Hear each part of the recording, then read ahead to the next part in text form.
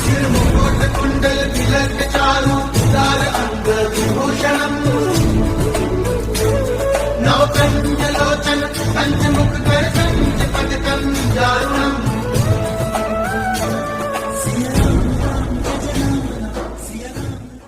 महाराज जी के आज के विशेषांक में रक्षा सूत्र परिवार के सभी सदस्यों का हार्दिक स्वागत है।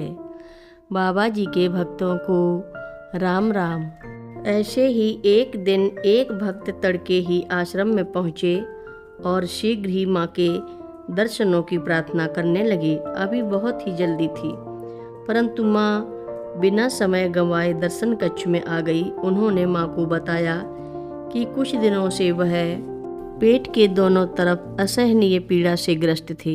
एक दिन पहले पीड़ा से बेहोश भी हो गए थे। अस्पताल में दिखाया तो डॉक्टर ने तत्काल ऑपरेशन के लिए सलाह दी और कहा कि आपको जल्द से जल्द ऑपरेशन कराना ही होगा।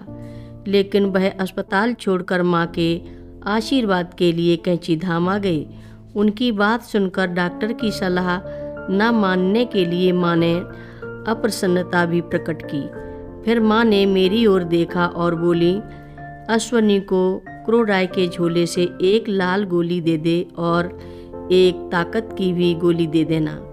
मुझे पता था कि लाल गोली हल्की दर्दनाशक एनासिन की गोली थी और दूसरी विटामिन बी की कैप्सूल थी। अश्वनी की बातें सुनकर उनकी स्थिति गंभीर सी लग रही थी।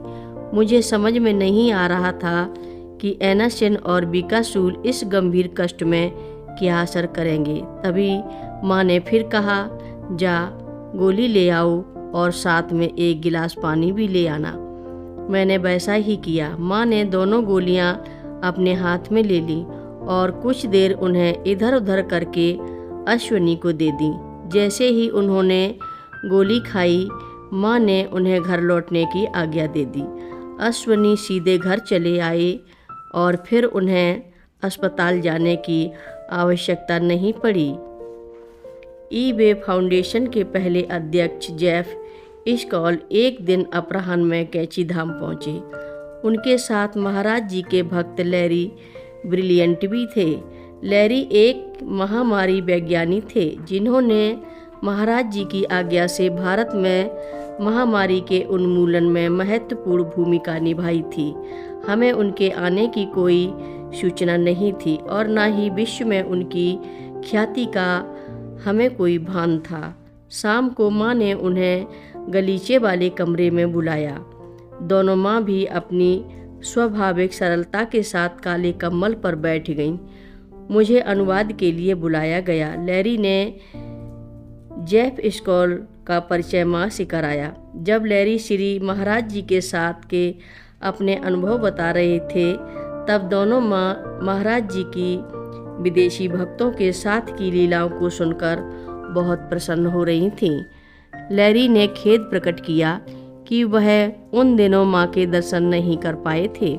उन्होंने कहा कि यद्यपि जीवंती माता जी को ऊपर नीचे जाते देखते थे, परंतु माँ के दर्शन वही लोग कर पाते थे जिन्हें महाराज जी अंदर भेजते थे। यह कहकर हंसते हुए लैरी ने कहा कि महाराज जी ने मुझे माँ से मिलने का वीजा नहीं दिया।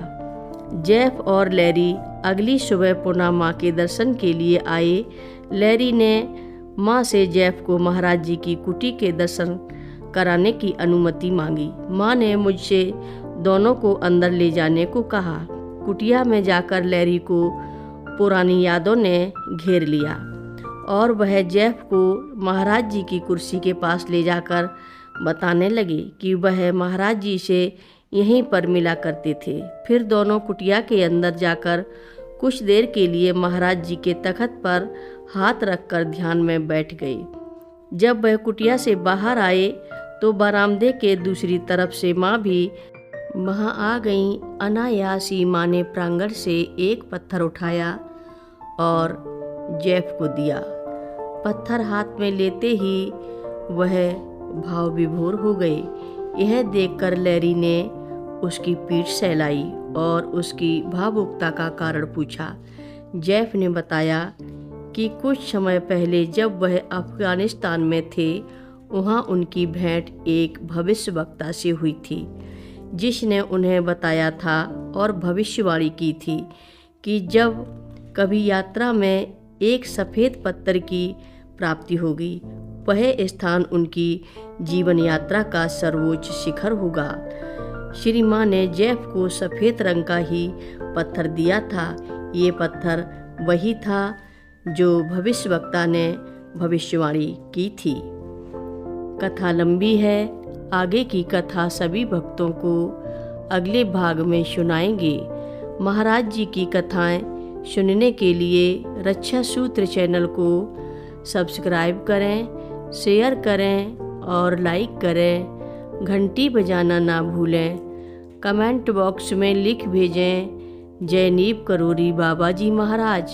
सभी भक्त मिलकर बोलो, नीव करोरी बाबा जी महाराज की जय बोलो, कैंची धाम की जय बोलो।